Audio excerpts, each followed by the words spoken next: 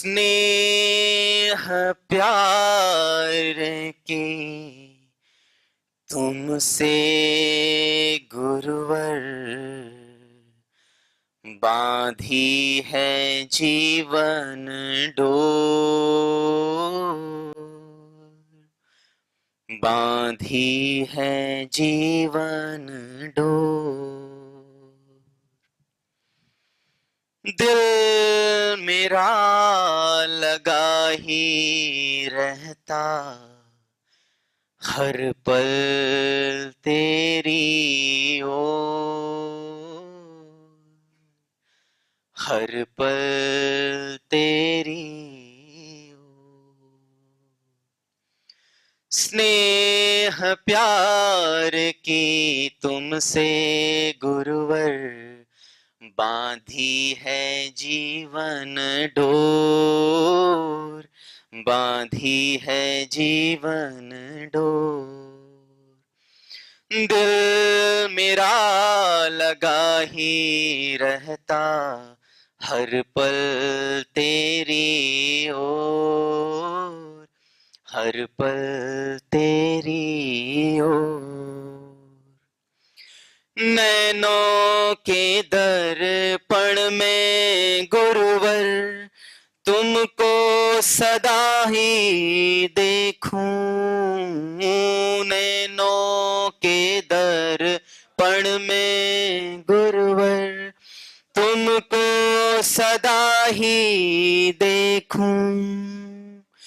क्या से क्या बनाते हो, हर पल यही मैं सोचूं, हर पल यही मैं सोचूं। मन आंगन में अब तो गुरुवर, मन आंगन में अब तो गुरुवर, खुशियों के नाचे मोर, खुशियों के नाचे मोर। दिल मेरा लगा ही रहता हर पल तेरी ओर, हर पल तेरी ओर। पूरे भाव से आंखें बंद और रोम रोम राममय होकर के, प्रार्थनामय होकर के परम पूज्य गुरुदेव की साक्षात जो दर्शन अपने आंखों के सामने रखते हुए, उनके चरणों में अपना सर नवाते हुए अपने हृदय को खोल करके रख दें। हृदय का एक एक भाव इस गुरु भक्ति में, इस प्रभु भक्ति में डूबा हुआ होना चाहिए। एक एक क्षण उस गुरु भक्ति में, भाव परम पिता परमेश्वर के दिव्य प्रेम में डूबा हुआ हम अर्पित करें। तुमने ही चमकाया गुरुवर, तकदीर का ये सितारा। तुमने ही चमकाया गुरुवर, तकदीर का ये सितारा। नाज करूं मैं भाग्य पे अपने, पाके तेरा सहारा, पाके तेरा सहारा। तेरी निगाहों में हमने देखी, तेरी निगाहों में हमने देखी स्वर्णिम युग की भोर, स्वर्णिम युग की भोर। दिल मेरा लगा ही रहता हर पल तेरी ओर, हर पल तेरी ओर। तेरी एक नजर में हम तो जन्मों का सुख पाए, तेरी एक नजर में हम तो जन्मों का सुख पाए। तेरी ही महिमा के गुरुवर, गीत सदा हम गाएं तेरी ही महिमा के गुरुवर, गीत सदा हम गाएं, गीत सदा हम गाएं। पाके अनोखा प्यार तेरा हम, पाके अनोखा प्यार तेरा हम, हो गए भाव विभोर, हो गए भाव विभोर। दिल मेरा लगा ही रहता हर पल तेरी ओर, हर पल तेरी ओर। स्नेह प्यार की तुमसे गुरुवर, बांधी है जीवन डोर, बांधी है जीवन डोर। तो जब हमारे जीवन की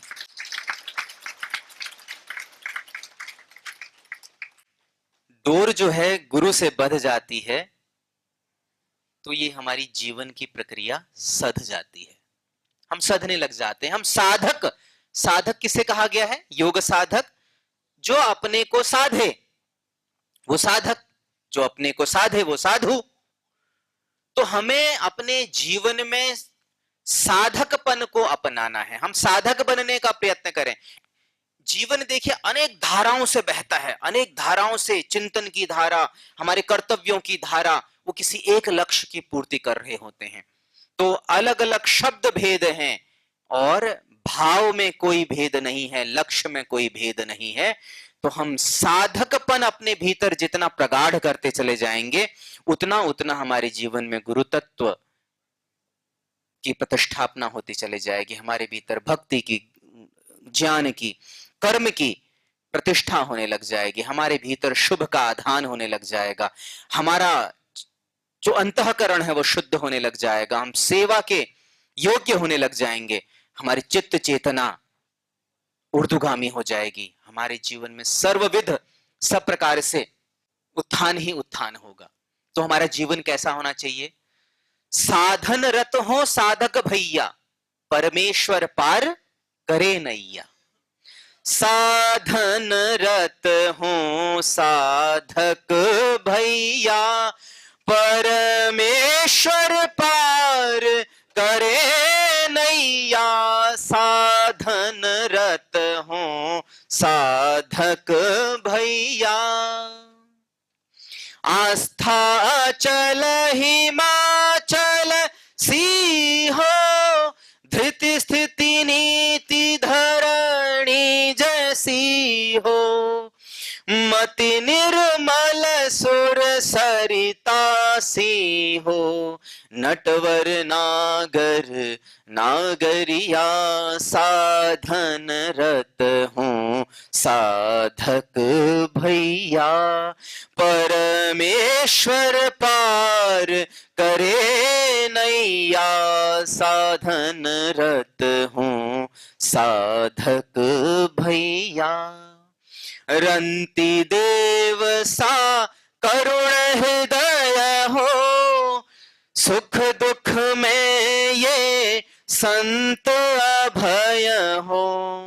रंति देव सा करुण हृदय हो। सुख दुख में ये संत अभय हो। सत साधक की सदा विजय हो। सत साधक की सदा विजय हो। तुम मोहन की बांसुरिया, साधन रत हूँ। साधन की ओर 1% साध्य का चिंतन सदैव हमारे साधन में गुथा हुआ होना चाहिए। 1% साध्य का चिंतन साधन में अनुगत होना चाहिए कि उसका स्मरण बना रहे, और क्रिया में साधन होता चला जाए। ये छोटा सा सूत्र है, साधन में साध्य का सुमिरन, और फिर चराइवैती का उद्घोष लेकर के बिना थके, बिना रुके, बिना दाएं बाएं, लाभ हानि, जय पराजय, आत्मसम्मान, इस सब की परवाह किए बिना बस केवल एक मंत्र की निरंतरता। परम पूज्य गुरुदेव शब्द कहते हैं, सातत्य ही सफलता है। जो बीच में रुक गया तो वो असफल हो गया। तो सातत्य पुरुषार्थ का, ज्ञान का, सेवा का, इसका जो निरंतरता है, वो निरंतरता हमें बनाए रखनी है। ये छोटे छोटे हमें पुरुषार्थ करने, बार बार। अभी पूज्य गुरुदेव के जो शाश्वत शिक्षाएं हैं, जिनको आप बार बार सुनते रहते हैं, लेकिन एक जगह पर उनका संग्रह न होने की वजह से हम उनकी विस्मृति हो जाती है, हम भूल जाते हैं। समक्ष रहते हैं, हमने पढ़ लिया, सुन लिया, तो हमारे भीतर पुनः, जैसे आप कहते हैं ना, गुरुदेव जब पास में रहते हैं तो सब प्रकार से चंगे हो जाते हैं, सब प्रकार से उत्साह आ जाता है, उमंग आ जाती है, जीवन के प्रति आशा और सकारात्मकता आ जाती है, जीवन अच्छा लगने लग जाता है, अपने मनुष्य होने पर भी पुनः गौरव का अनुभव, हमको भाव हमारे भीतर आने लग जाता है। तो गुरु की शिक्षाओं को जब हम अपने समक्ष रखेंगे तो हम उनसे प्रतिपल प्रेरणा लेते रहेंगे। अभी जब आपका शिविर जब पूर्णता की ओर जाएगा तो ये गुरु वचनामृत, गुरु के वचनों का जो संकलन है, जो गुरु रूपी वचन के जो अमृत हैं, उन अमृत कणों का इसमें मैंने संकलन किया हुआ है, और उसको अब थोड़ा बहुत उसकी व्याख्यात्मक दृष्टि से भी उसको लिखा हुआ है। तो इसमें आपको एक एक भाव की, एक एक शिक्षा की, एक एक उस संकल्प की आपको स्मरण आएगा, तो आप अपने भीतर उनको धीरे धीरे उनके आधान करने लग जाएंगे, आपको संबल मिलेगा, गुरु आपके पास ही है, ऐसा आपको भाव उत्पन्न होगा। जैसे परम पूज्य गुरुदेव क्या कहते हैं, अपने स्वरूप में लौटने का अभ्यास हम करते रहें। हम अपने स्वरूप से च्युत हो जाते हैं, हम अपने स्वरूप से बिखर जाते हैं, हमारे भीतर खंड खंड व्यक्तित्व हो जाते हैं। तो हमें अपने व्यक्तित्व को एक करना है और बार बार चिंतन करना है कि मेरा शुद्ध स्वरूप क्या है, मैं स्वभाव से शुद्ध बुद्ध मुक्त हूं। ये भाव आपको करना है, बार बार बैक गियर लगाना आपको आना चाहिए। वापस वापस आओ, फिर आगे बहक गए, फिर वापस आओ, फिर शुभ कर्म में मन अशुभ की ओर ले जा रहा है, वापस शुभ कर्म की ओर खींच करके लाओ।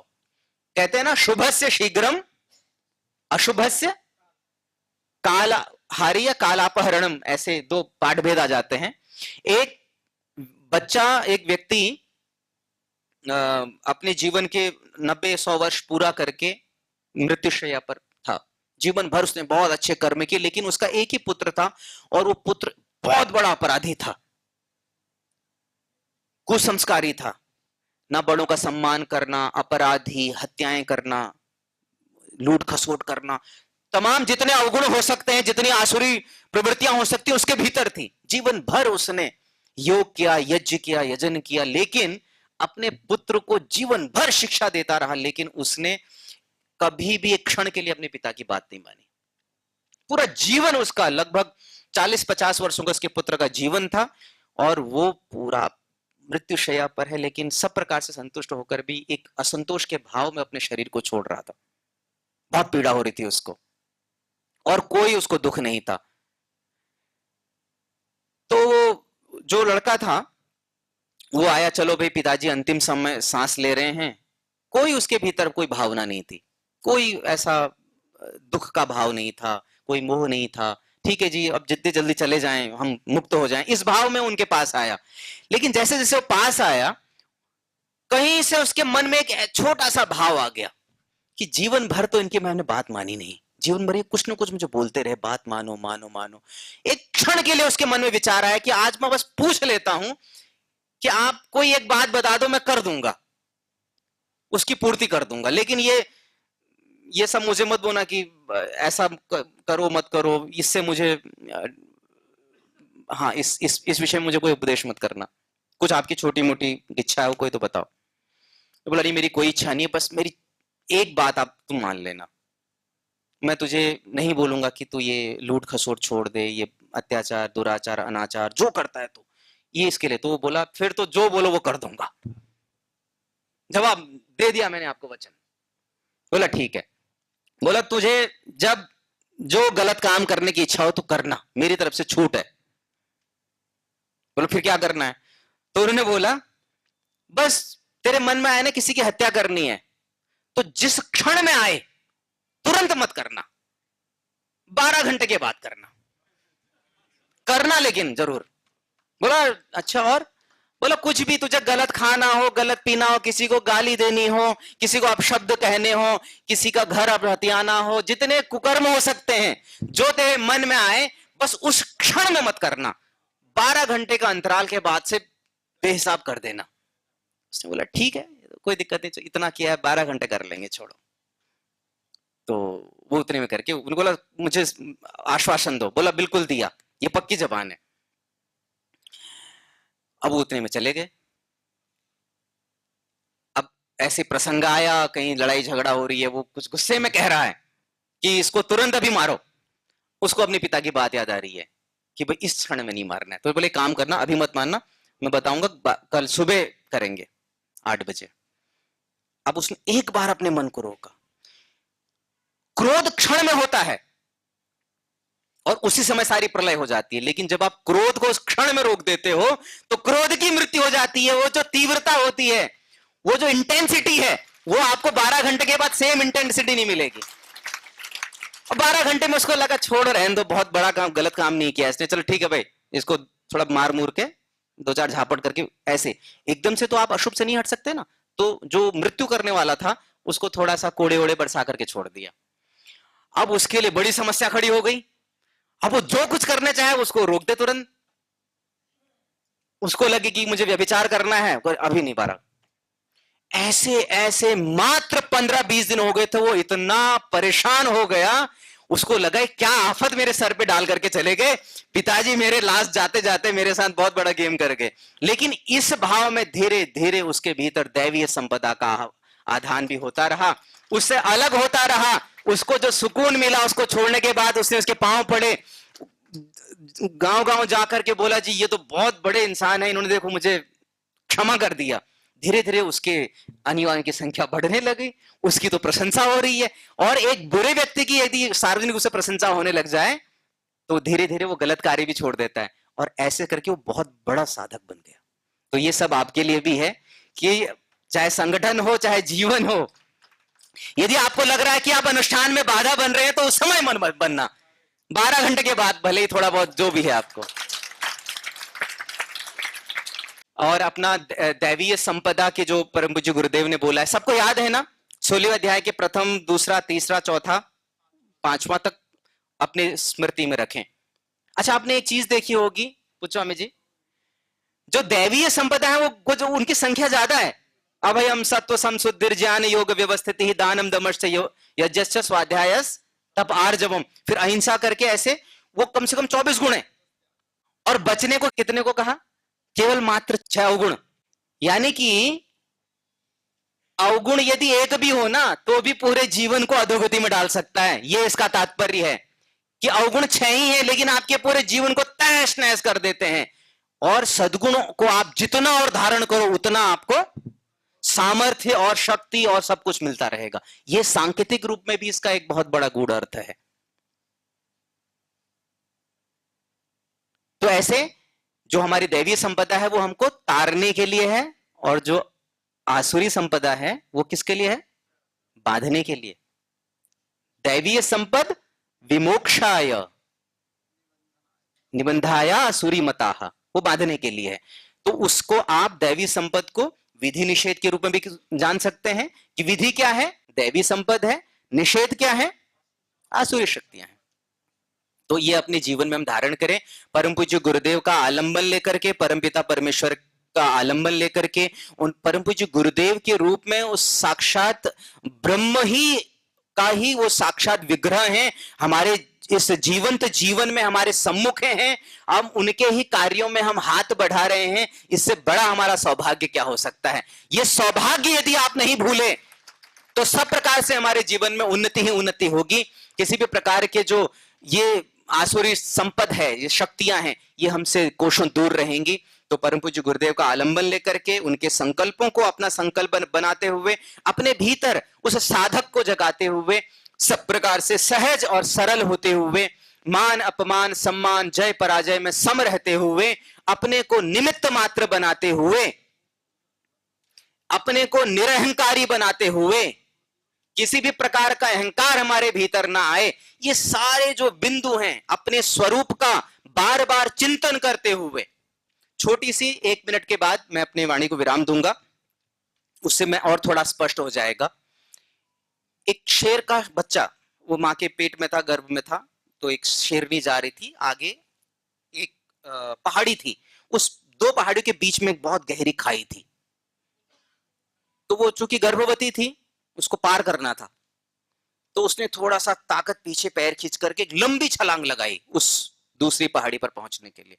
इस छलांग लगाने में उस शेरनी का पेट सिकुड़ा और जो शावक है वो नीचे खाई में गिर गया और वो पार हो गई।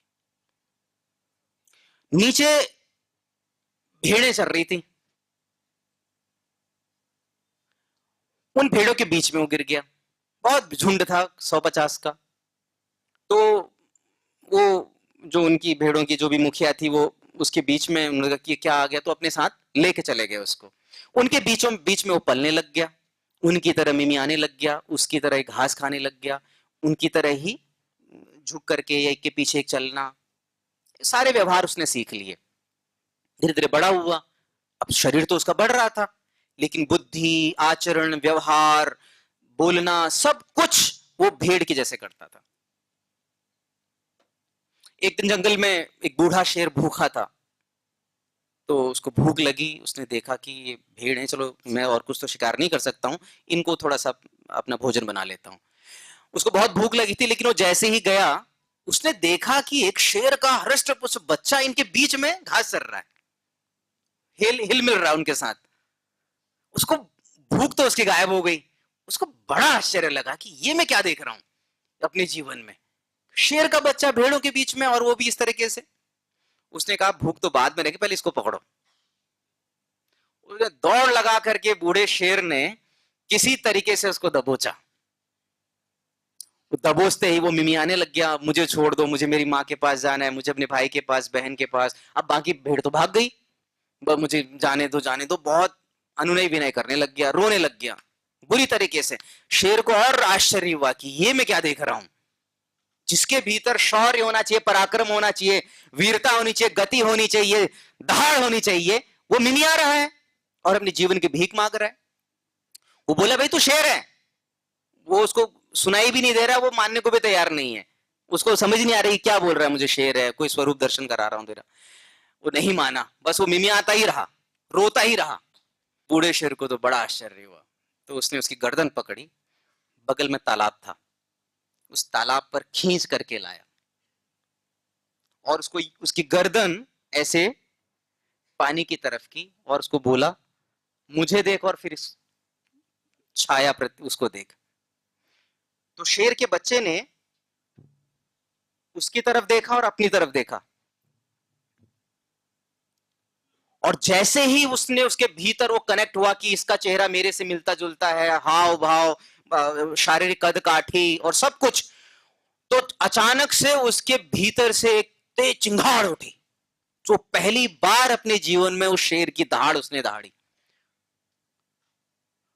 ऐसा ही उसको अपने स्वरूप का दर्शन हुआ। ऐसे ही हम इस संसार के माया जाल में, रोज के कहा सुनी में, रोज की दिनचर्या में हम अपने शुद्धतम स्वरूप को भूल गए हैं। हम ये भूल गए कि हम शेर के बच्चे हैं, हम ये भूल गए कि हम परमपिता परमेश्वर की दिव्य संतान हैं, हम ये भूल गए कि हम समर्थ गुरु के शिष्य हैं। ये स्वरूप दर्शन आपको बार बार जब आप पुस्तक पढ़ेंगे और अलग अलग पुस्तकों को पढ़ेंगे, तो ये बार बार आपको यह स्वरूप का दर्शन कराएगी। जीवन के किसी भी विपरीत परिस्थिति में, किसी भी कठिनाई में, संकट की घड़ी में, आप अपने आप जो स्वरूप है उसको अपने सामने रखेंगे तो आपको सारी समस्याएं आपकी तिरोहित हो जाएंगी, उसके आगे कुछ भी नहीं है। केवल एक गौरव का भाव आपके मन में आ जाएगा, उससे भी समस्या दूर हो जाएगी। एक संकल्प आपने जगा लिया कि मैं परमपिता परमेश्वर की दिव्य संतान हूं, मैं समर्थ गुरुओं का शिष्य हूं। मात्र इतने चिंतन मनन से ही आपके भीतर वो जो हमारा स्वरूप है उसकी शक्ति आपके भीतर आ जाएगी। फिर जीवन में कभी भी किसी भी प्रकार की निराशा नहीं रहेगी, कुंठा नहीं रहेगी, नैराश्य का भाव नहीं रहेगा, हताशा नहीं रहेगी, हीन भावना नहीं रहेगी, ग्लानि नहीं रहेगी, आत्मग्लानि, अपना अवमूल्यन करने की गलत आदत। ये गलत आदत क्यों पड़ जाती है? ये संसार हमको जो है ना आधी गलत चीजें सिखा देता है। जब किसी व्यक्ति को कोई नहीं पूछता है, जब उसको लगता है कि कोई मुझसे प्रेम नहीं करता, कोई मुझे पूछ नहीं रहा है, कोई मेरी पूछ ही नहीं ले रहा है, कोई मेरी खबर ही नहीं ले रहा है, यदि ये चिंतन आप करते रहोगे तो आप महीने भर में बीमार पड़ने वाले हैं। क्यों? क्योंकि आपकी आंतरिक इच्छा है कि कोई मेरे पास आकर के बैठे, पूछे, जूस पिलाए, फल लाए, बैठे, अरे कैसे हो आप, क्योंकि तभी कोई पूछता है ना जब आप बीमार पड़ते हो। तो ये सारा जो हम पूरा रच देते हैं अपना संसार कि भाई मुझे कोई तो पूछे। बुजुर्ग क्यों बीमार पड़ जाते हैं? ऐसा नहीं कि कोई बढ़ती उम्र के साथ बीमारियां आनी आवश्यक है, केवल हमारे घर परिवार के बड़े बुजुर्ग इसलिए कमजोर और बीमार पड़ जाते हैं क्योंकि उनकी अतृप्त जो इच्छा है कि मेरे घर परिवार वाले मुझे कोई पूछ ही नहीं रहे हैं, बीमार पड़ते हैं, सारे लोग पांव दबाने आते हैं।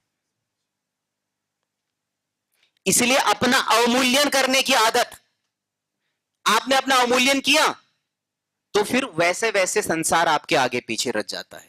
फिर आप दीनहीन होने का भाव करने लग जाते हैं, क्योंकि जैसे ही आपको लगता है कि हम दीनहीन बनते हैं तो लोग हमको पूछते हैं जी। ये भी एक आदत बन जाती है कि आप खूब पुरुषार्थ करो और किसी किसी को अगर ज्यादा क्रेडिट लेने की, कोई मुझे पूछे, गुणगान करे, अरे आप तो क्या कर रहे हैं, तो वो क्या करता है, यदि वो चुपचाप काम करता रहे तो उसको कोई पूछे नहीं तो और उसका साधकपन उसके भीतर नहीं है तो वो क्या करता है, बहुत काम कर लिया आज, तो आज ये हो गया, ऐसा हो गया, सुबह है ना, तो वो सोचता है कि बीच में कोई मुझे बोल दे, अरे आप तो भाई ऐसे कर रहे हैं। ये छोटी सूक्ष्म अहंकार है जो आपका मन रचता है और आप चाहते हो कि एक ऐसा संसार मेरे आगे पीछे निर्मित हो जाए। आपके आसपास जैसा संसार है इसका कारण केवल और केवल आप हैं, आपकी मानसिकता, या हम हैं, हमारी मानसिकता है। तो इस मानसिकता, इस उससे क्षुद्र मानसिकता से हमको ऊपर उठ करके जो गुरुदेव ने हमको शाश्वत शिक्षाएं दी हैं, चरैवेति का सिद्धांत, पुरुषार्थ का सिद्धांत, प्रार्थना पूर्वक पुरुषार्थ का सिद्धांत, अपने स्वरूप में लौटने का सिद्धांत, विधि निषेध का सिद्धांत और सातत्य को ही हमें अपनी सफलता का मुख्य केंद्र बिंदु मान करके अपने कर्तव्य कर्मों को करते चले जाना है। ये जितने भी हमको शिक्षाएं हैं, बस हमको इनका चिंतन करना है, इनके ऊपर अपने जीवन पथ को आगे बढ़ाना है और जीवन में सुख, शांति, संतोष को निरंतर अनुभव करते चले जाना है। मैं पूर्ण हूं, यह संसार भी पूर्ण है, परमात्मा भी पूर्ण है, मेरे गुरु भी पूर्ण है, सब प्रकार से इस पूरे जीव जगत में पूर्णता का व्यवहार हो रहा है। ऐसे हम प्रसन्न चित्त होकर के, आनंद चित्त होकर के अपने को निष्काम भाव में प्रतिष्ठित करके, निमित्त मात्र बना करके हम अपने सेवा उपकार के इस अनुष्ठान को आगे बढ़ाते रहें, अपने जीवन में शुभ का आधान करते रहें, अशुभ को दूर ढकेलते रहें और किसी एक क्षण के लिए भी हमारे मन में, हमारे तन में, मन में कोई गलत विचार न जाए, तन में कोई गलत आहार न जाए।